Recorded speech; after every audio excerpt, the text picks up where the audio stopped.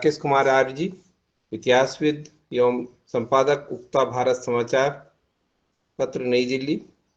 और आज आप बाबा साहब अम्बेडकर, आर्य समाज और मनुस्मृति, इस विषय पर आज का चिंतन और अपनी ओजस्विनी वाणी से आप हम सभी को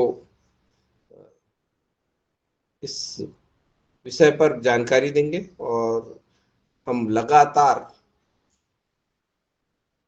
पिछले 2 साल से ज्यादा समय से परमादरणीय आर्य साहब को सुन रहे हैं और एक नई ऊर्जा हमारे मनों में भरते हैं। तो ऐसे परम आदरणीय,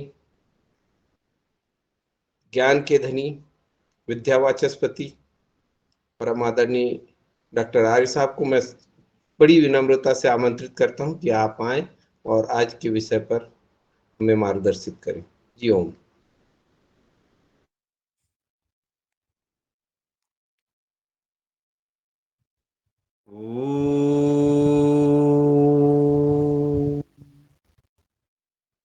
या मेधाम देवगणः पितरश्चोपासते तया मां मध्यमेधया अग्ने मेधाविनं कुरु। आदरणीय संचालक महोदय, इस कार्यक्रम में मंचासीन सभी विद्वज्जन, हमारे आज के योगाचार्य जी, पूजा और सत्कार के योग्य मात्र शक्ति। आज का विषय डॉक्टर अंबेडकर जी पर रखा गया है। कोई भी अन्यथा नहीं लेगा। हमें तथ्यों पर विचार करना होता है और वो करना भी चाहिए। उसी दृष्टिकोण से आज के सत्र में भी अपनी बातों को हम रखने का प्रयास करेंगे। ये डॉक्टर साहब के बारे में कई चीज़ें ऐसी हैं जो बताई जाती हैं कि उन्होंने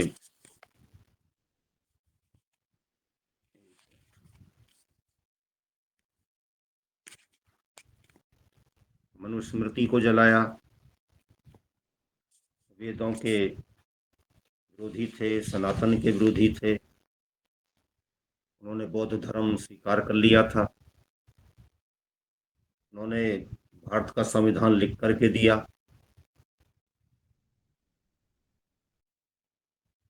यदि वह नहीं होते तो आज देश में जो संवैधानिक मशीनरी काम कर रही है, ये ना कर रही होती। इन सब विषयों पर हमको चर्चा भी करनी चाहिए और चर्चा के बाद चिंतन भी करना चाहिए। कितनी बात सत्य हो सकती है, कितना इसमें सत्यांश हो सकता है, ये विचारना चाहिए। हम सभी जानते हैं कि 14 अप्रैल 1891 में उनका जन्म हुआ था। उस समय की परिस्थितियां क्या थीं? उस समय की परिस्थितियों पर यदि विचार करें तो अत्यंत भयावह परिस्थितियों में उनका जन्म हुआ। लेकिन उससे पहले आप बहुत कुछ कर चुके थे और बहुत कुछ करने के लिए आगे बढ़ चुके थे, करते करते। ऐसा नहीं था जैसा कि सामान्यतः दिखा दिया जाता है कि अमुक व्यक्ति हुआ तो उससे पहले कुछ नहीं था। मान लीजिए आर्य समाज के स्वामी दयानंद जी के बारे में भी ये कहा जाए, नहीं, उससे पहले भी बहुत कुछ था, सारा कुछ था। इन महापुरुषों ने तो आकर के हमारी गर्दन पकड़ करके पीछे को मोड़ने का प्रयास किया।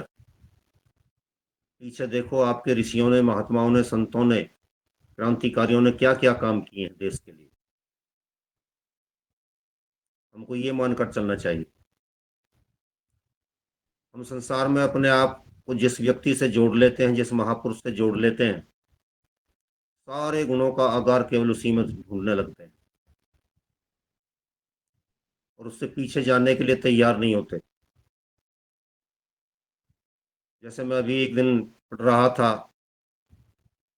अरस्तु के बारे में था या पता नहीं कौन, किसी विदेशी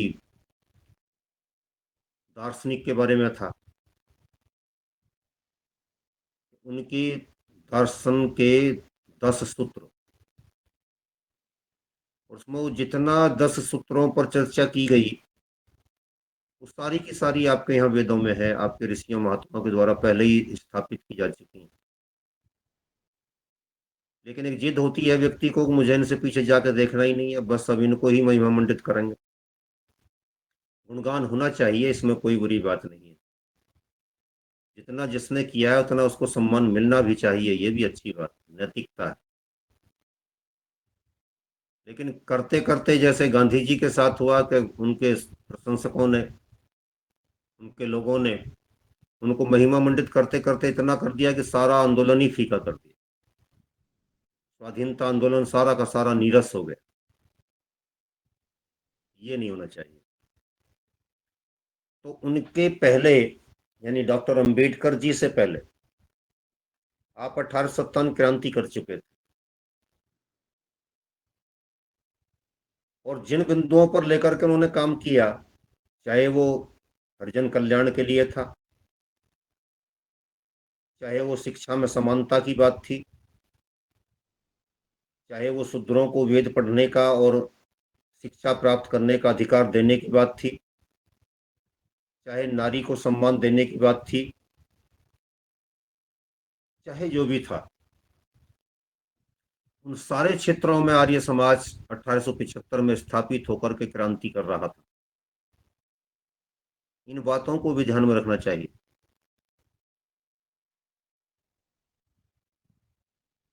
यदि उन पर प्रभाव पड़ा और उनके लिए वो परिस्थिति बनी कि उनको भी शिक्षा दी जाए और उनको भी शिक्षा प्राप्त करने का अधिकार है, ये किसने दिया? ये उन लोगों ने दिया जो स्वामी दयानंद जी से प्रभावित थे। जब बड़ौदा नरेश की बात की जाती है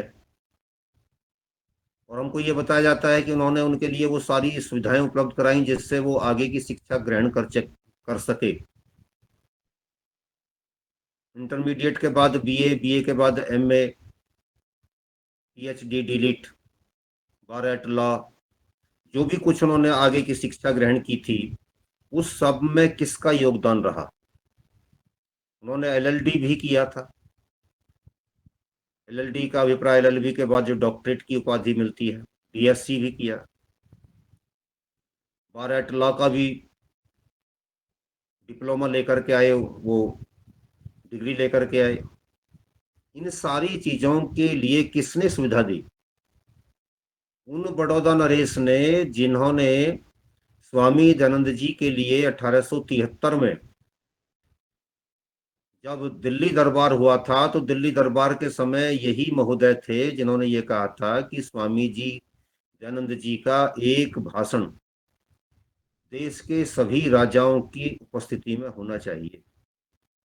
उस समय सारे राजा इकट्ठे हो रहे थे दिल्ली दरबार में, तो दिल्ली दरबार में स्वामी दयानंद जी का भाषण होना चाहिए। क्यों कर रहे थे ऐसा? क्योंकि स्वामी दयानंद जी जब राष्ट्रवाद पर बोलेंगे और सारी बातों को ला करके राजाओं के सामने पटकेंगे, तो उनका हृदय परिवर्तन होगा, उनके भीतर वीरता का भाव होगा, देशभक्ति के भावों का संचार होगा। और जो व्यक्तिगत अहंकार में सड़ रहे हैं, पाखंड के अंधकार में भटक रहे हैं, उन सबको एकता के सूत्र में आकर के आबद्ध होने की प्रेरणा प्राप्त होगी, देश के लिए काम करने की प्रेरणा प्राप्त होगी। तो जो राजा राष्ट्रीय एकता के लिए काम करने के लिए स्वामी दयानंद जी को आगे रखना चाहते थे, क्या वो उनके शिक्षा आंदोलन से प्रभावित नहीं होंगे? निश्चित रूप से होंगे। वो इस बात से सहमत थे कि प्रत्येक व्यक्ति को शिक्षा का अधिकार है, शिक्षा प्राप्त करने का अधिकार है। तो उस बात से प्रभावित होकर के कि एक बालक जो होनहार है परंतु किसी ऐसे समुदाय से होने के कारण कि जिसको शिक्षा प्राप्ति का अधिकार नहीं और जो निर्धनता की श्रेणी में आता है, उसकी प्रतिभा की हत्या हो रही है, तो क्यों न उसके लिए ऐसी स्थिति पैदा की जाए, उसको आर्थिक सहयोग दिया जाए कि वो भी आगे बढ़ सके। इसलिए उन्होंने डॉक्टर अंबेडकर जी के लिए उदारता के द्वार खोल दिए। जितना आपको चाहिए उतना ले लीजिए, लेकिन योग्य बनकर लौटिए और अपनी योग्यता से देश को सम्मानित कीजिए। इस बात को भी हमें इस दृष्टिकोण से देखना चाहिए कि वह बड़ौदा नरेश किस विचारधारा से प्रभावित थे और उन्होंने किस विचारधारा से प्रभावित होकर के उनके लिए काम किया, उनके लिए वो अवसर उपलब्ध कराए जिससे वह विद्वानों की श्रेणी में आए। डॉक्टर अंबेडकर जी ने एक स्थान पर नहीं, अनेक स्थानों पर स्वामी दयानंद जी के राष्ट्रवादी आंदोलन का समर्थन किया। उन्होंने यहां तक भी लिखा, मनुस्मृति में कहीं पर भी कोई भी स्थल ऐसा नहीं है जो कि शूद्रों के लिए घातक है। उन्होंने उसके वर्ण व्यवस्था की प्रशंसा की कि इससे बेहतर कोई व्यवस्था नहीं हो सकती। आज के अम्बेडकरवादियों को इस बात पर विचार करना चाहिए। उन्होंने बात को चातुर्वर्ण पद्धति यह संपूर्ण विश्व में व्याप्त थी, मिस्र के निवासियों में भी, फारस में भी। प्लेटो ने भी इसे सामाजिक संगठन का आदर्श रूप कहा था। अंबेडकर खंड 7 पृष्ठ 210। कुछ जो हमारी व्यवस्था थी उसके समर्थक थे और कह रहे थे कि ये तो दुनिया का मार्गदर्शन कर रही है। जैसे हमने आपने सुना कि एक हमारे देश के राष्ट्रपति हुए, उन्होंने ये कहा था कि संविधान को लागू करने, संविधान में दोष है या संविधान को लागू करने वालों की नियति में दोष है, ये विचार देखना चाहिए। तो यही बात हमें वर्ण व्यवस्था पर विचार करनी चाहिए। अंबेडकर जी के दृष्टिकोण से भी देखें तो भी यही बात है। तो वर्ण व्यवस्था को लागू करने में बाद में जिन लोगों ने इसका दुरुपयोग किया वो इसके दोषी हो सकते थे, लेकिन वर्ण व्यवस्था में कोई दोष नहीं था। कुछ लोगों ने मनुस्मृति में निश्चित रूप से ऐसी घालमेल किया, बनावटी, दिखावटी, मिलावट की, तो किसी भी दृष्टिकोण से उचित नहीं कहा जा सकता। उन्होंने सयाजी राव गायकवाड़ जो थे, राजा आर्य नरेश, उन्होंने 1912 से 1915 तक इनको शिष्यवृत्ति प्रदान की, जिसको वजीफा कहते हैं। 4 साल तक उन्होंने निरंतर उनके लिए आर्थिक सहयोग देने का क्रम जारी रखा और शिष्यवृत्ति देकर के उनको उन्होंने ही अमेरिका भी भेजा। और जितना ज्ञान लेकर के आ सकते हो, ज्ञान लेकर के आ सकते हो, लौटिए, जिससे हमारे देश का भला हो सके। साहू जी महाराज राज ऋषि कहलाते हैं वो। उन्होंने 1920 में एक अस्पृश्यता निवारण समारोह के दौरान डॉक्टर अंबेडकर जी के बारे में कहा था कि ये भविष्य के नेता हैं, बहुत बड़े नेता बनेंगे आगे।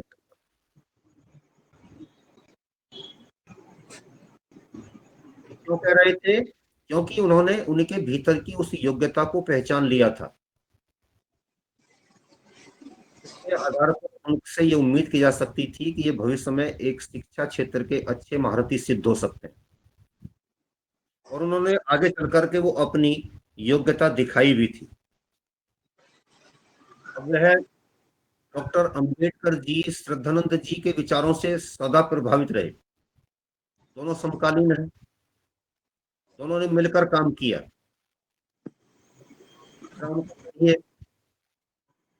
डॉक्टर अंबेडकर जी के साथ स्वामी श्रद्धानंद जी समकालीन रहते हुए क्या क्या कार्य कर रहे थे? बड़ा कार्य था अस्पृश्यता निवारण, छुआछूत मिटाओ। अस्पृश्यता निवारण पर दोनों की सहमति एक थी, यही नहीं है कि वो इसी एक बिंदु पर काम करने के लिए सहमत थे। दोनों का राष्ट्रवाद भी नमनीय है, वंदनीय है। डॉक्टर अम्बेडकर स्पष्ट रूप से नेहरू और गांधी जी की अपेक्षा अधिक राष्ट्रवादी थे। जिन बिंदुओं पर उनका विरोध रहा और जिनको हम उभार करके दिखाते हैं कि वह भारतीयता के कहीं विरोधी थे, नहीं, बिल्कुल नहीं थे। डॉक्टर अम्बेडकर जी की यदि आप पुस्तकें पढ़ें, उनका स्वाध्याय करें, जो पाकिस्तान पर उन्होंने पुस्तक लिखी है वो बहुत कुछ मार्गदर्शन दे सकती है। उस पर उन्होंने हर बिंदु पर, उस बिंदु पर गांधी जी और नेहरू का विरोध किया जो उनको रास नहीं आता था और जो कहीं स्वामी श्रद्धानंद जी के अनुकूल था। इसीलिए गांधी जी के शिष्य नेहरू जी ने नकारात्मक चिंतन रखा।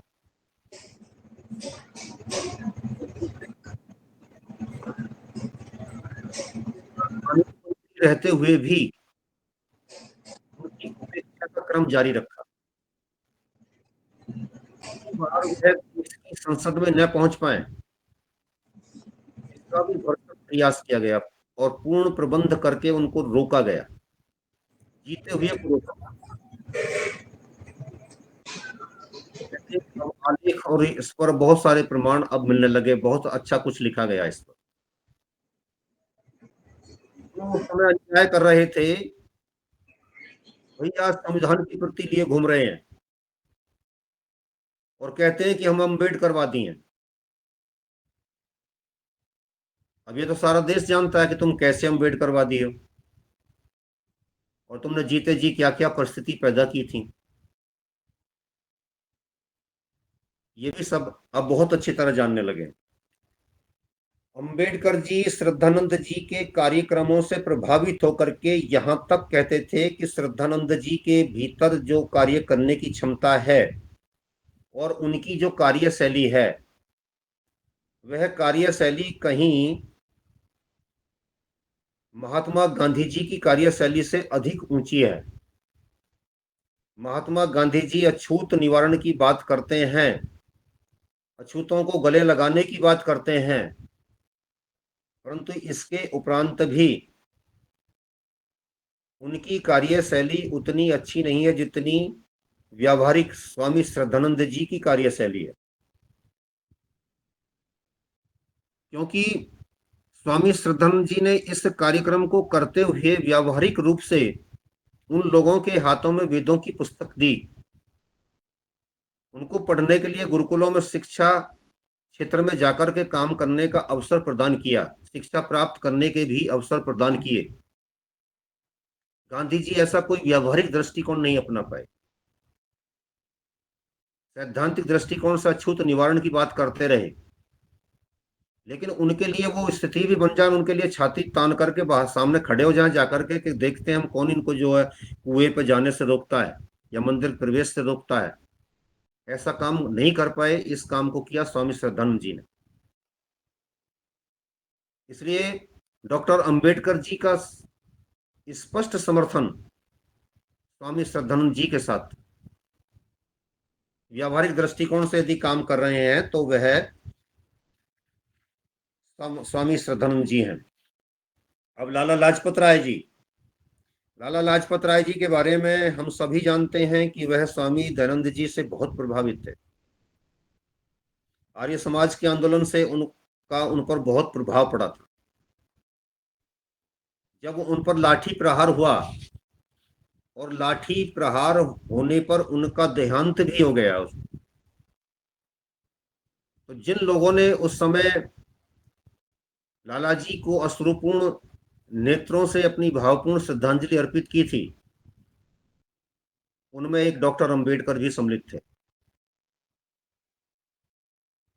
डॉक्टर अंबेडकर जी का उन क्रांतिकारियों के साथ पूर्ण समर्थन था जिन्होंने लाला जी की इस प्रकार हुई मौत का क्रांतिकारी तरीके से प्रतिशोध लिया था। वो गांधी जी की उस उदारता से सहमत नहीं थे कि कोई इस गाल पर चांटा मारे तो दूसरे गाल को भी सामने कर दो। उनका स्पष्ट चिंतन था, स्पष्ट मान्यता थी कि जैसा कोई कर रहा है उसको वैसा ही परिणाम मिलना चाहिए, उसके साथ वैसा ही व्यवहार होना चाहिए। इसलिए उनका जो भाव था वो उन क्रांतिकारियों के साथ जाता था जो देश को क्रांतिकारी उपायों से स्वाधीन करने की बात कर रहे थे। डॉक्टर अंबेडकर जी कहते थे कि युगों पूर्व भारत विश्वगुरु रहा, तो यह अपने बौद्धिक चिंतन के कारण, बौद्धिक क्षमताओं के कारण, बौद्धिक सामर्थ्य के कारण ऐसा संभव हुआ। और भारत इस इतनी ऊंचाई पर तब रहा कि जब इसके पास में बौद्धिक नेतृत्व करने की क्षमता थी। तो भारत को आज भी उसी रास्ते पर आगे चलना होगा, तभी वह विश्व गुरु के रूप में स्थापित हो सकता है। डॉक्टर अंबेडकर जी की इस बात को कहां से उन्होंने प्राप्त किया होगा? इसी बात के लिए कृणवंतो विस्मारियम वसुधैव कुटुंबकम की बात कह करके स्वामी दयानंद जी और उनके शिष्य कार्य कर रहे थे। वहां से उनको वो भाव मिला। अब एक घटना उनके बारे में कही जाती है कि उन्होंने 25 दिसंबर 1927 को 25 दिसंबर 1927 को डॉक्टर अंबेडकर जी ने मनुस्मृति को जलाया था। और जो आज के अंबेडकरवादी हैं, कथित मनुवाद के विरोधी हैं, वो इस घटना को बहुत अच्छा बना करके दिखाते हैं। और इस तरीके से स्थापित हो गई है यह घटना कि जैसे डॉक्टर अंबेडकर जी ने ये काम किया था और इसको जला करके उन्होंने देश को, दुनिया को संदेश दिया था कि आज के भारत की सारी समस्याओं की जड़ है तो वो केवल मनुस्मृति है। अध्ययन के अभाव में हम में से अनेक लोग ऐसे हो गए हैं, यानी सनातनियों में से, जो वैचारिक दृष्टिकोण से इस बात से सहमत होकर के इससे बहुत दूर निकल गए हैं।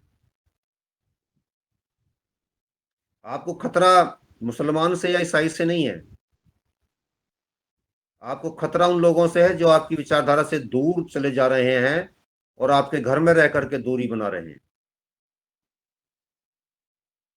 इसलिए ये बात सोचने से पहले कि हमको ईसाइयों को ठीक करना चाहिए, हमको मुसलमानों को ठीक करना चाहिए, अपने घर को ठीक कर लीजिए।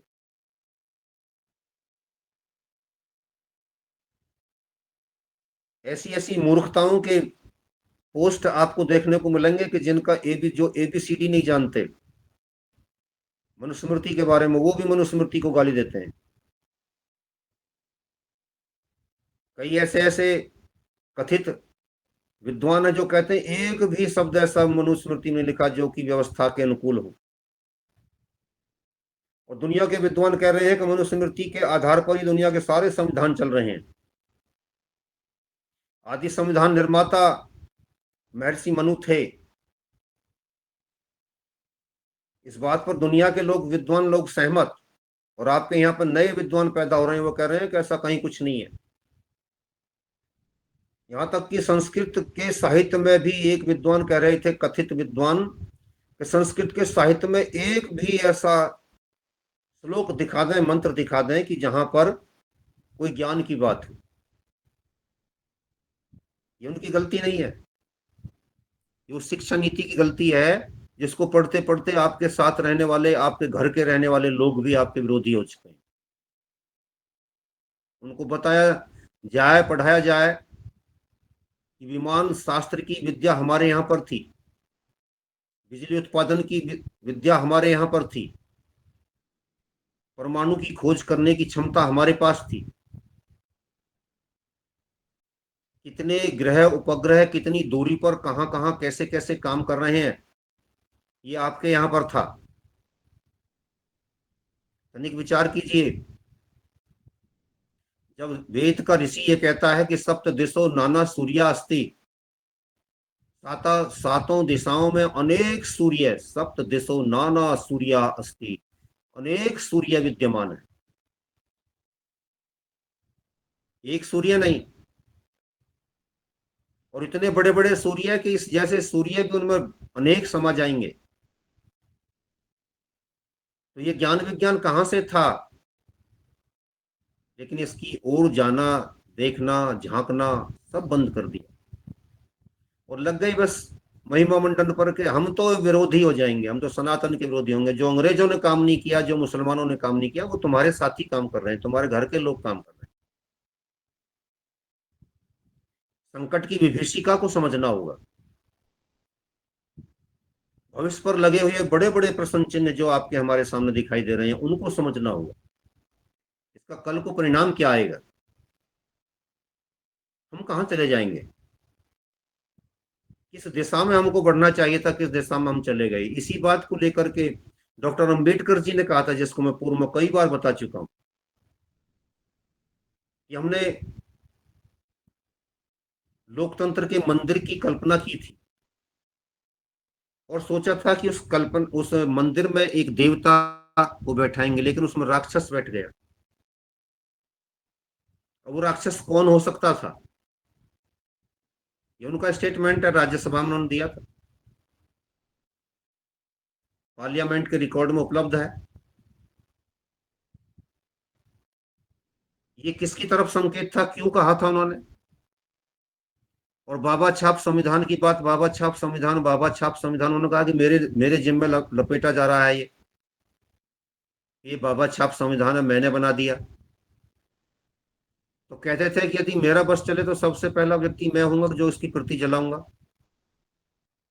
डॉक्टर अंबेडकर मनुस्मृति की प्रति जलाने की बात जिन पर आरोप लगाया जाता है, वो कह रहे हैं कि यदि मेरा बस चले तो सबसे पहला व्यक्ति मैं हूंगा जो इसको जलाऊंगा। इसका मतलब है कि उनकी भावनाओं के अनुरूप ये संविधान नहीं था, जिसका 80% बाहर विदेशों से ले लिया गया हो, उसे थोप रहे हैं आप डॉक्टर अंबेडकर पर। और डॉक्टर अंबेडकर कह रहे हैं मेरे पीछे से पिंड छुटाओ भाई मेरा, क्यों मेरे ऊपर इसको फेंक रहे हो। सोचते ही नहीं है।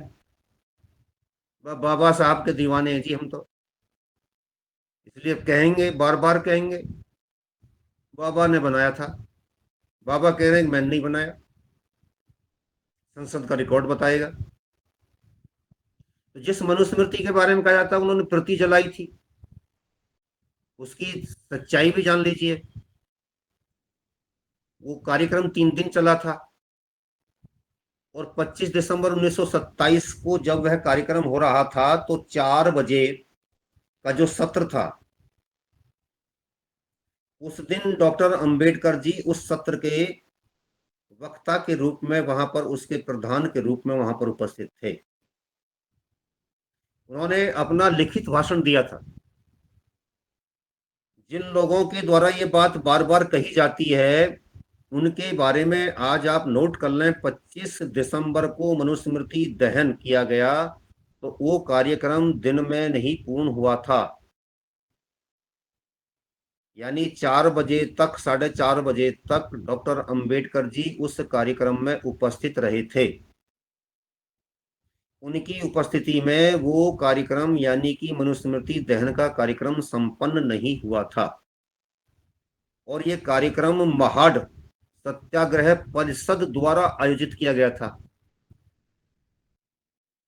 उस परिषद के लोगों ने डॉक्टर अंबेडकर जी को वक्ता के रूप में आमंत्रित किया था।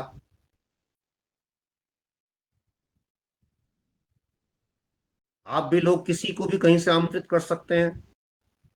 आपका अतिथि चला गया, उसके बाद आप क्या कर रहे हैं, इसका आपके अतिथि से क्या मतलब।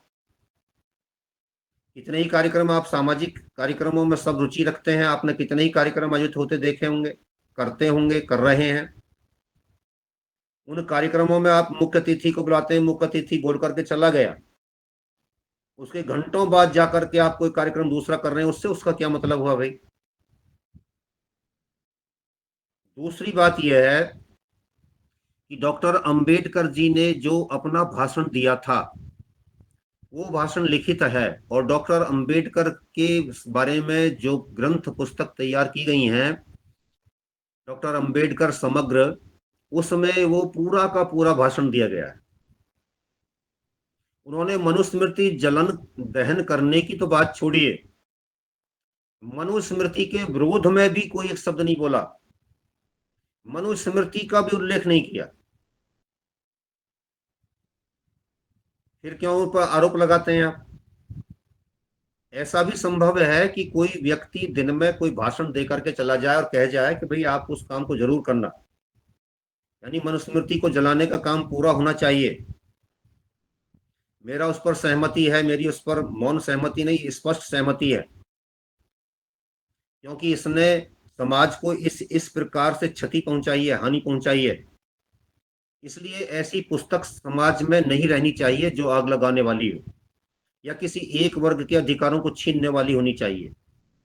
मैं इसका समर्थन करता हूं और मुझे अमुक कार्य से यहां से विदा लेनी पड़ रही है, अन्यथा मैं भी आपके उस कार्यक्रम में उपस्थित रहता, लेकिन मेरा पूर्ण समर्थन आपके साथ में, करिए इस काम। कहीं ऐसा कोई भाव ही नहीं है, कहीं कोई ऐसा शब्द ही नहीं है, एक शब्द भी नहीं है। भाषण लिखित रूप में दिया गया था, लिखित रूप का भाषण उनके सावरकर समग्र में हमारे पास आज भी उपलब्ध है। डॉक्टर अंबेडकर संपूर्ण वांग्मय में, खंड 38 लिख लें आप, खंड 38 पेज नंबर 101 से 113, उसको पढ़ लीजिए आप। यदि वहां भी आपके पास पुस्तक नहीं हो तो आपको ये खंड जब इस तरीके से आप बोलेंगे तो गूगल सर्च करेंगे तो वहां से भी आपको मिल जाएगा। बिना प्रमाणों के आरोप लगाए जा रहे हैं, किसी भी तरीके से आग लगा दीजिए, और किस में आग लगा दीजिए? सनातन समाज में आग लगा दीजिए, जाति के नाम पर बांट दीजिए। चाल किसकी हो सकती है? ये जो आपके हमारे सामने दिखाई देते हैं, ये तो गर्दन पकड़े हुए डमरू हैं, केवल कठपुतली है उनकी। इनके पीछे दिमाग किसी और का काम कर रहा है। सारा इस्लाम जगत, सारा ईसाई जगत, सारे कम्युनिस्ट, सारे कांग्रेसी पीछे से गर्दन पकड़ करके कुछ लोगों को आपके सामने रखते हैं, देखो ये क्या कर रहे हैं। अध्ययन के अभाव में हम उन बातों को स्वीकार कर लेते हैं, हाँ ठीक है कर दिया होगा। फिर दो बातें होती हैं, या तो दिमाग से हम डॉक्टर अंबेडकर से दूर हो जाते हैं, और जिनको बात अच्छी लगती है वो डॉक्टर अंबेडकर के नजदीक हो जाते हैं। लेकिन झूठ चल रहा है, जो उससे दूर हो रहे हैं वो भी गलत आधार पर हो रहे हैं। उन्हें पता ही नहीं है कि डॉक्टर अंबेडकर क्या थे, डॉक्टर अंबेडकर का उस घटना से कोई मतलब नहीं है। और जो उनके निकट जा रहे हैं उन्हें यह पता नहीं है कि डॉक्टर अंबेडकर जी के उसके बारे में विचार क्या थे। जब इतिहास का सही तथ्यों के आधार पर निरूपण नहीं होता है, समीक्षण नहीं होता है, परीक्षण नहीं होता है, निरीक्षण नहीं होता है, तो यही परिस्थितियां बनती हैं।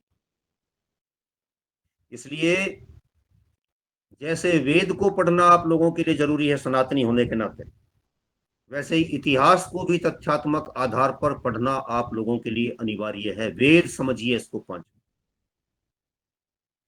अन्यथा आपके साथ क्या क्या हो जाएगा आप नहीं समझ पाएंगे। उन्होंने सवर्ण समाज से उस कार्यक्रम में सहस्त्र बुद्धे और के प्रधान भी उपस्थित थे। शिव तरकर, श्री श्रीधर बलवंत तिलक, डॉक्टर पुरुषोत्तम सोलंकी, इनके भी भाषण उस कार्यक्रम में हुए थे। और जब इस बात में, इस कार्यक्रम में चित्पावन ब्राह्मण सहस्त्र बुद्धे जो थे वो चित्पावन ब्राह्मण थे, उन्होंने ही मनुस्मृति के दहन का प्रस्ताव रखा था। ब्राह्मण ने जलवाया था, ऐसा नहीं था कि वो कोई अपराध कर रहे थे और मैं अब ब्राह्मणों की तरफ चला गया हूं तो मैं उनको गाली दूंगा, प्रश्न ही पैदा नहीं होता। सहस्त्र बुद्धे जी बुद्धे थे, यानी कि बौद्धिक क्षमताओं वाले व्यक्तित्व थे। उन्होंने कहा था कि मनुस्मृति के माध्यम से हमारा संपूर्ण सनातन जीवित और जीवंत रह सकता है। वे ये अच्छी प्रकार से जानते थे कि इसमें कितनी भारी मिलावट की गई है, जिससे हमारे संपूर्ण सनातन समाज का अहित हो रहा है। इसलिए इसको, इसके उन प्रावधानों को जिनके आधार पर इसके भीतर मिलावट कर दी गई है और जो समाज में विखंडन का काम कर रहे हैं, उन तथ्यों को इससे दूर करने की आवश्यकता है। तो प्रतीकात्मक रूप से उन्होंने इसको जला करके संदेश दिया था कि इसमें जो भी कुछ किया गया है, मिलावट का जो काम किया गया है, और जिसके आधार पर हमारी सामाजिक संस्कृति को मिटाने का काम निरंतर जारी है, यानी सनातन को कमजोर किया जा रहा है, जाति आदि के आधार पर बांटा जा रहा है, विभाजित किया जा रहा है, वो सब हमको स्वीकार नहीं है। इसलिए हम ऐसी व्यवस्थाओं की इस पुस्तक को, जिसमें मिलावट की गई है, स्वीकार नहीं करते। जैसे महात्मा बुद्ध जी ने कहा था, बहुत सारे लोग कुछ पशुओं को लेकर के जा रहे थे, किसी व्यक्ति को भी ले जा रहे थे पकड़ करके। उन्होंने कहा कहाँ ले जा रहे हैं इसको? कि जी इसकी आहुति दी जाएगी। कौन सी आहुति दी जाएगी, कैसी आहुति दी जाएगी? कि नरमेध यज्ञ किया जा रहा है। कैसे कैसे अपराध हुए हैं आपके देश में गलत व्याख्याओं के आधार पर। ये क्या है? ये कहाँ लिखा है कि आदमी की आहुति दीजिए यज्ञ में? क्या आप और हम और आज कल्पना कर सकते हैं कि किसी अपने बालक को काट करके या किसी नर को काट करके अपने घर में आहुति दें? इतनी नीचता का कार्य हो जाएगा। उन्होंने कहा कि हाँ जी लिखा है। कहाँ लिखा है? कि वेदों में लिखा है। ये पशुओं का क्या होगा कि जिनकी भी बड़े बड़े यज्ञ करके, बड़े बड़े कुंड बना करके उनमें आहुति दी जाएगी। अच्छा, इतना अनर्थ वेदों के नाम पर। उन्होंने भी कह दिया कि नहीं, मैं ऐसे वेदों को नहीं मानता। अब इसी को पकड़ करके इतना तूल दिया गया कि वो तो वेदों के विरोधी थे, नास्तिक थे। महात्मा प्रेम भिक्षु जी ने इस पर लिखा, मथुरा के रहने वाले थे। उन्होंने पूरा ग्रंथ लिख करके साबित किया कि महात्मा बुद्ध वेदों के विरोधी नहीं थे, वेदों के समर्थक थे। उन्होंने अनेक स्थानों पर वेदों की बातें की। उन्होंने विरोध किया था तो उस व्यवस्था का किया था जो वेदों के नाम पर प्रचलित कर दी गई। आज हम और आप भी महात्मा बुद्ध बन सकते हैं यदि आपके हमारे परिवार में कोई जिद करके बैठ जाए कि वेद में फला स्थान पर यह लिखा है कि इस बालक को काट करके आहुति इसकी बना करके दे दीजिए, सब डालेंगे, अपने अपने थालों में रख लीजिए, इसको काट करके डाल दीजिए, हम और आप तुरंत बागी हो जाएंगे। नहीं, ऐसा नहीं। और यदि ऐसा वेदों में लिखा तो मैं नहीं मानता उन वेदों। उनके भाव को समझने की आवश्यकता है, उनकी वास्तविकता को समझने की आवश्यकता है। जब आप ये वास्तव में देखेंगे, समझेंगे, तो पता चलेगा कि महात्मा बुद्ध जी उसके विरोधी नहीं थे, वेद के विरोधी नहीं थे, वेद के नाम पर जारी की गई व्यवस्था के विरोधी थे। तो उसके साथ हमने अन्याय कर दिया। और जो लोग उस दिन मनुस्मृति को जला रहे थे, उनकी वास्तविकता को, उनकी मानसिकता को न समझ करके उनको तो वहां से हटा दिया। जो रिकॉर्ड बताता है, जो अभिलेख बताते हैं, दस्तावेज बताते हैं, सब चीज बताती हैं कि वो फला फला लोग थे जी जिन्होंने ये काम किया था। और आगे को कर लिया डॉक्टर अंबेडकर जी को, उनका बलि को बकरा बना दिया गया। कितना उचित है ये? आप विचार कीजिए। बाबा साहेब न तो उस कार्यक्रम में उस समय उपस्थित थे। रात्रि 9 बजे ये कार्यक्रम संपन्न हुआ था। जो व्यक्ति 4.5 घंटा या 5 घंटा पहले उस कार्यक्रम से निकल गया और जिसने अपने भाषण में एक शब्द भी मनुस्मृति के दहन के संबंध में नहीं बोला, जिसके बारे में आज तक कोई व्यक्ति ये सिद्ध नहीं कर पाया है कि उस कार्यक्रम की योजना बनाने वाले डॉक्टर अंबेडकर थे और उन्होंने उस समय इतने इतने पर्चे बांटे थे, इस कार्यक्रम की अमुक स्थान पर बैठ करके योजना बनी थी। यदि सब ऐसी बातें होती तो डॉक्टर अंबेडकर जी जरूर कहीं लिखते इस बात को और ये कहते हैं कि उस कार्यक्रम की रूपरेखा मैंने तैयार कराई थी, क्योंकि इस मनुस्मृति में अमुक अमुक गलतियां मैं देख रहा था। ऐसा कहीं कुछ नहीं है, तो फिर क्यों बलि का बकरा बनाते हो? ना प्रस्तावक रहे और ना ही उसके समर्थक रहे, ना ही उसके योजनाकार रहे। फिर भी हम कहते चले जाते हैं। हिंदू कोड बिल पर जब नेहरू जी हिंदू कोड बिल लेकर के आए और उस पर पार्लियामेंट में चर्चा हो रही थी, तो संपूर्ण हिंदुत्व की रक्षा के लिए, हिंदू समाज की रक्षा के लिए, उन चीजों की रक्षा के लिए जो हमारे लिए बहुत कामयाबी दिलाने वाली हो सकती थी, यानी कि जिन पर हमला करके जिनकी हत्या की जा रही थी, उन मान्यताओं के विरुद्ध जितने लोग उस समय हिंदुत्व के समर्थन में बोले थे, आज आप उठा करके देखिए उस इतिहास को, संसद की उस कार्यवाही को, उनमें सबसे मुखर कोई बोलने वाला व्यक्ति था तो doctor Ambedkar ji. Hindu code bill पर किसी का गिरेबान पकड़ने की क्षमता अगर किसी में उस समय थी तो डॉक्टर अंबेडकर के भीतर। यदि वो मनुस्मृति के विरोधी होते, हिंदुत्व के विरोधी होते, हिंदू समाज के विरोधी होते, तो हिंदू कोड बिल पर इतना मुखर होकर के भाषण देते, कहते नेहरू जी बहुत अच्छा कर रहे हो, हिंदू समाज को तो गाड़ दीजिए ले जा करके कहीं। उन्होंने कहीं नहीं कहा ऐसा।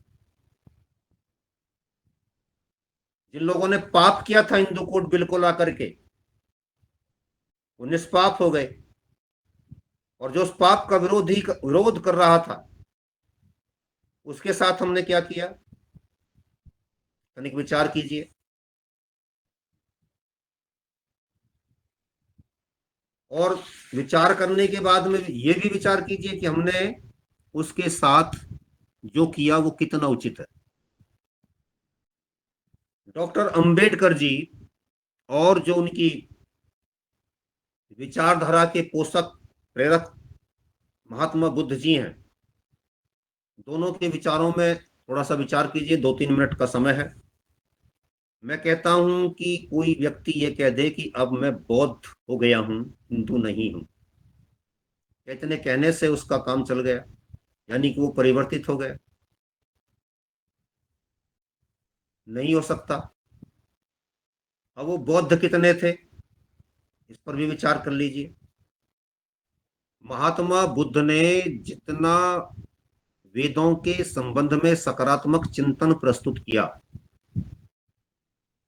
अनेक स्थलों पर डॉक्टर अंबेडकर जी ने उसके विरुद्ध लिखा।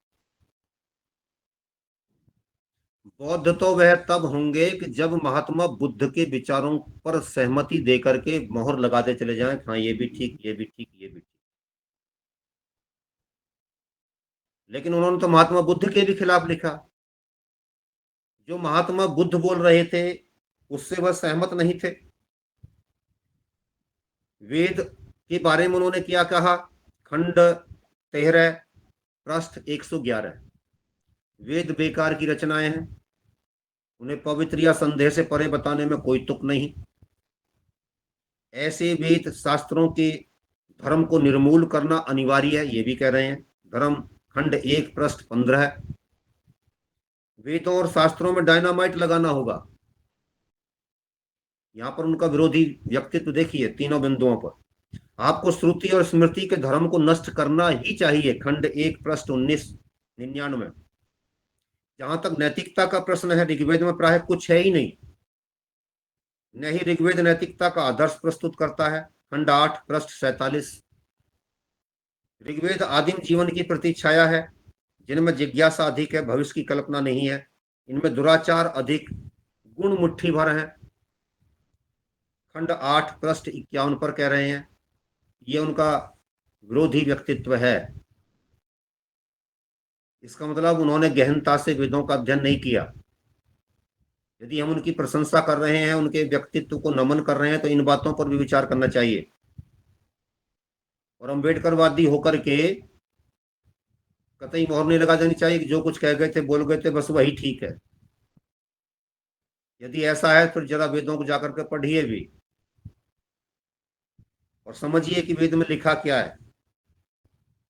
अथर्ववेद मात्र जादू टोनो इंद्रजाल और जड़ी बूटियों की विद्या, क्या कमाल की बात है। इसका चौथाई जादू टोनो और इंद्रजाल से युक्त है, पढ़ा नहीं। वेदों में ऐसा कुछ नहीं जिससे आध्यात्मिक अथवा नैतिक उत्थान का मार्ग प्रशस्त हो। खंड 8 पृष्ठ 62 पर लिख रहे हैं। महात्मा बुद्ध क्या कहते हैं? अब जब इनके आदर्श महात्मा बुद्ध हैं, तो महात्मा बुद्ध ने क्या कहा?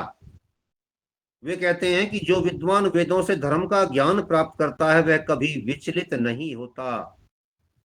हजारों साल पहले उनकी मान्यता वेद के बारे में ये थी।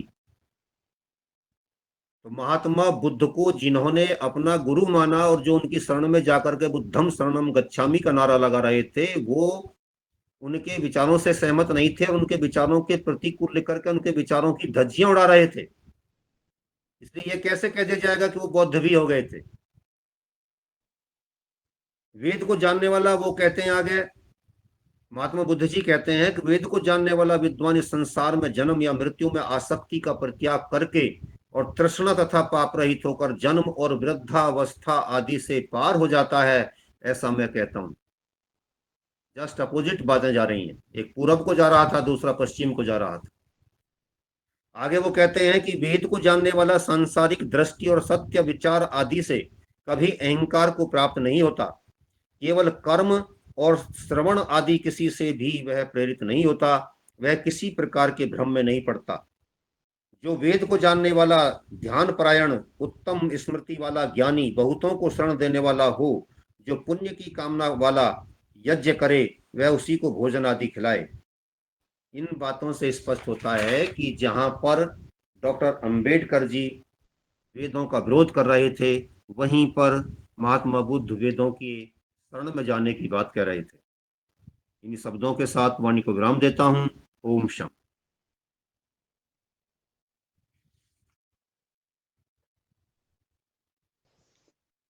बहुत सुंदर आदरणीय, आज आपने डॉक्टर अंबेडकर के चिंतन के ऊपर और मनुस्मृति से उनके जुड़ाव और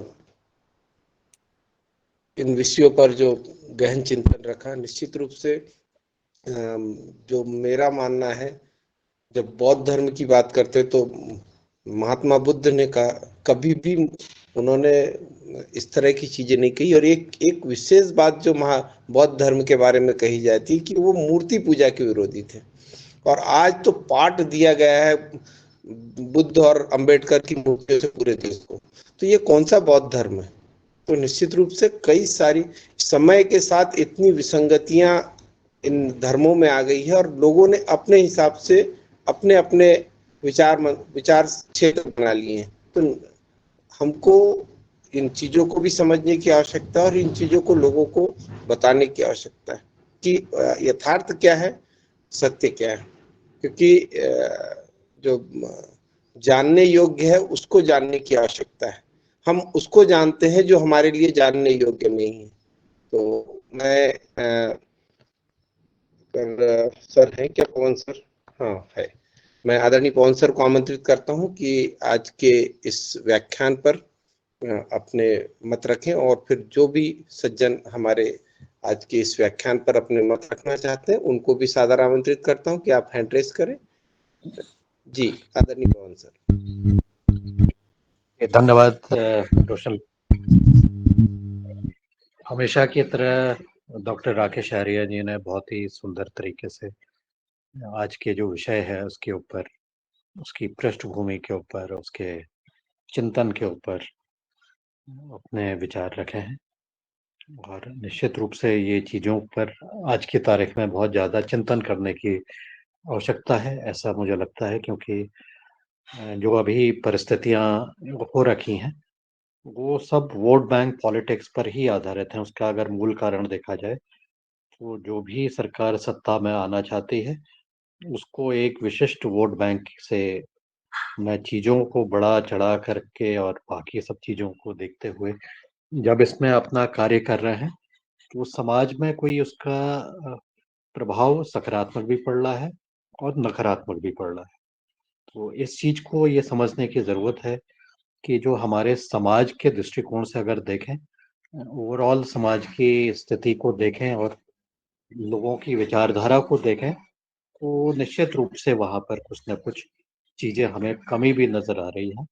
और मुझे लगता है कि जो भी चीज़ें किसी भी एक चीज़ को मुद्दे को लेके नैरेटिव को लेकर के जब बातचीत होती है और उसमें एक ओवरऑल समाज को नहीं देखा जाता है, तो फिर उसमें उस समाज में कुछ समय बाद विघटन और अन्य तरह की चीज़ें जो फ्रस्ट्रेशन के रूप में देती हैं और फिर दूसरा उसका स्वरूप बदलता है, उस तरफ बढ़ते चले जाती हैं। तो इस चीज़ को जब क्योंकि जो भी हमारे वहाँ महापुरुष हुए, उन्होंने तो कभी भी समाज को बाँटने की बात नहीं की। लेकिन हमने ये देखा है कि पिछले विगत कुछ 70 साल के आसपास से इस चीज़ में ज़्यादा इसमें कार्य हुआ है और निश्चित रूप से उसका एक प्रभाव एक समाज में एक गलत तरीके से आया है क्योंकि जो लोग किसी भी चीज़ का मिसयूज़ करना सीख जाते हैं और उसको अपना एक हक मान लेते हैं, तो फिर वहाँ पर समाज में किसी भी प्रकार से आने वाले समय पर उसके अच्छे प्रभाव नहीं दिखते हैं। ये चीज़ें धीरे-धीरे सामने निकल के आती हैं और धीरे-धीरे जब उसका प्रभाव देखने को मिलता है, तो मुझे लगता है कि इसका सबसे ज़्यादा प्रभाव हमारी युवा पीढ़ी पर जो कि एक देखने को मिलेगा। कुछ वर्गों में जहाँ पर अवसर आगे मिल रहे हैं, लेकिन वहाँ पर कुछ वर्गों को के लोगों को जो मेरिट की के रूप में आगे जो ह्रास हुआ है, जो ह्रास उसको देखने को मिला है, तो चिंतन इस बात का है कि हम किस चीज़ को हम ज़्यादा महत्व दें? क्या मेरिट महत्वपूर्ण है या आप किसी भी उसमें अभी जैसे हम देख रहे थे काफ़ी चर्चा में भी आया था कि -80 मार्क्स आ गए आपके मेडिकल के किसी कोर्स में और वहाँ पर भी उसका एडमिशन हो गया है। अब इस तरह की जब चीज़ें होती हैं और तुलनात्मक रूप में जो चीज़ें सामने निकल के आती हैं, तो निश्चित रूप से उसके ऊपर एक नकारात्मक प्रभाव भी जाता है। मेरा अनुरोध है डॉक्टर राकेश जी से कि इस विषय को भी लेते हुए हम इस पर ज़रूर चिंतन करें और देखें कि इस तरह से सामाजिक बराबरी का एक दृष्टिकोण है, एक मेरिट का दृष्टिकोण है।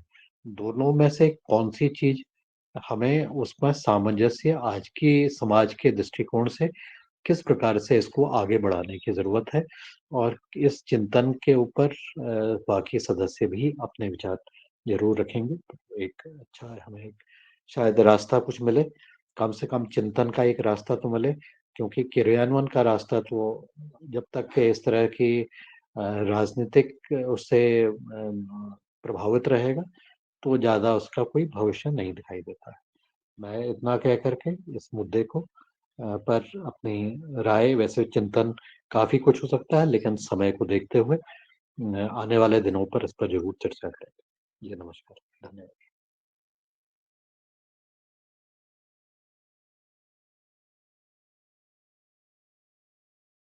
जी, डॉक्टर किशोर दुबे आपका हैंड रेज़्ड है, कृपया।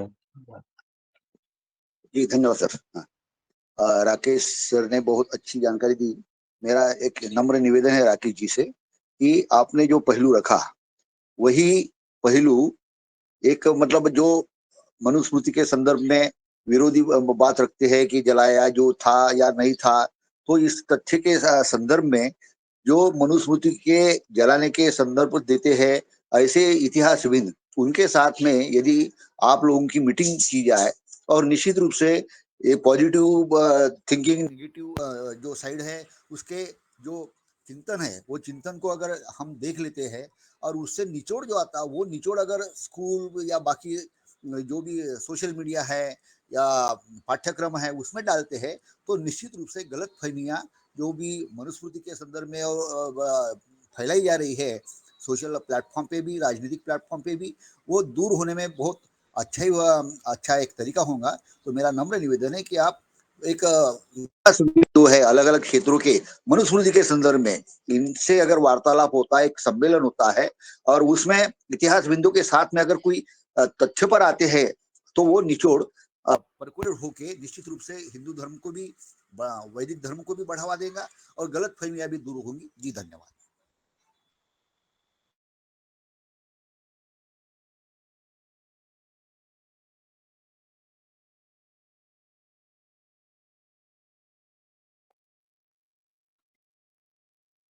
जी राकेश जी, अगर आपको कोई टिप्पणी हो अभी तक के उसमें तो आप करें, फिर नहीं तो रोशन लाल जी, फिर उसको नहीं तो आप छोड़ दीजिएगा, इसमें आज का सेशन बंद करें।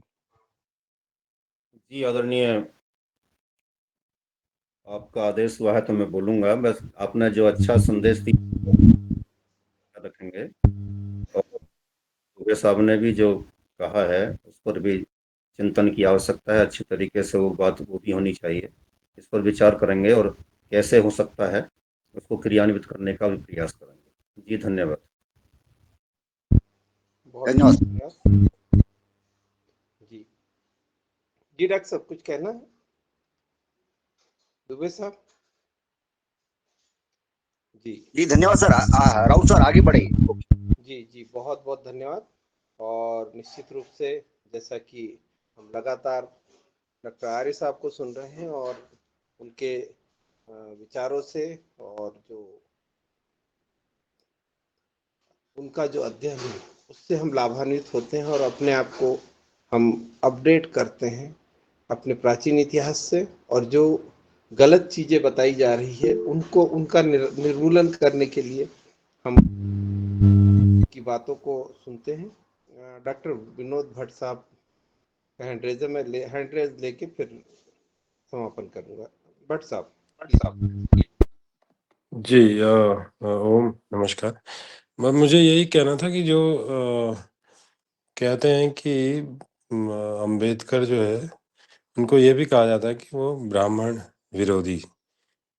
तो उनको ये समझ में आना चाहिए कि उनका जो मूल जो सरनेम था वो संकपाल था, अगर मैं गलत नहीं हूँ तो, जो कि कृष्णा जी केशव आम्बेडकर जी जो उनके गुरु थे, उन्होंने अपना सरनेम उनको दिया।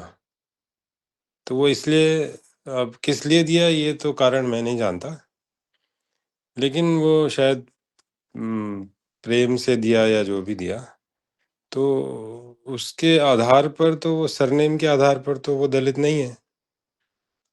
अगर सरनेम से ही अगर ये लगाया जाता है कि ये व्यक्ति दलित है या ये व्यक्ति ब्राह्मण है या क्षत्रिय है, जो भी है, तो उस हिसाब से तो आम्बेडकर जी ब्राह्मण हुए। तो ये असल में सारा जो खेल है ये पॉलिटिसाइज है, पॉलिटिक्स है। और मुझे इसी बात पर मुझे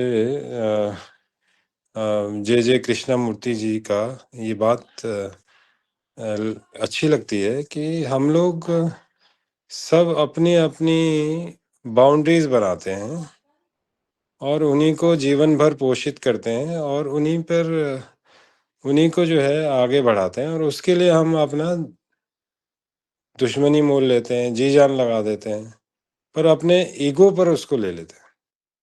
तो मुझे लगता है कि ये कुछ इस तरह की बातें हैं जो चाहे वो